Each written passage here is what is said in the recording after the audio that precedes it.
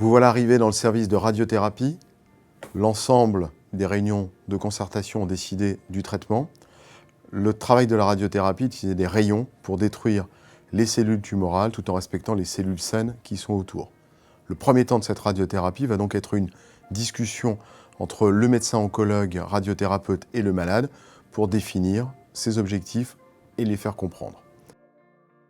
Le premier temps suivant sera un temps technique, un scanner, où on va modéliser votre corps, repérer exactement les tissus cancéreux, repérer les tissus sains qui sont autour et définir ainsi des faisceaux de rayons qui vont détruire les cellules cancéreuses tout en épargnant les cellules saines avoisinantes.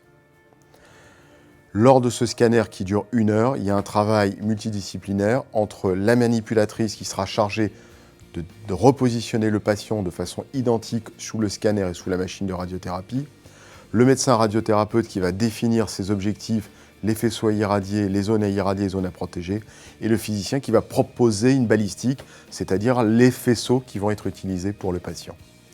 Une fois qu'on aura l'accord de ces 3 parties, les dessins seront posés sur le malade qui va repérer exactement, à partir de sa peau et de la position qu'il a, les zones à irradier, les zones à protéger.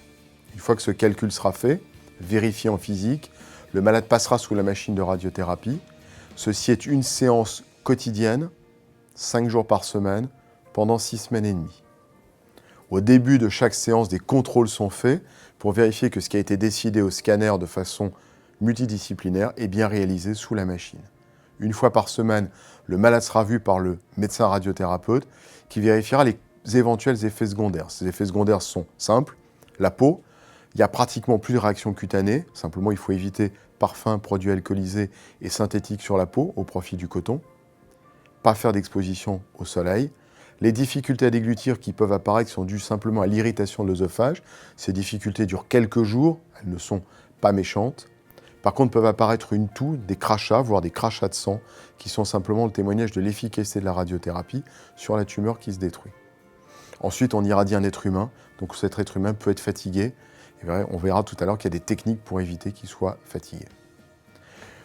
Au décours de l'ensemble de cette radiothérapie, donc qui dure 6 semaines et demie avec des contrôles de qualité et une consultation hebdomadaire, le patient est revu à nouveau par le radiothérapeute qui synthétise tout ce qui a été fait en radiothérapie avec un courrier qui est renvoyé à toute l'équipe pluridisciplinaire qui a vu ce patient et le médecin traitant ainsi que le malade.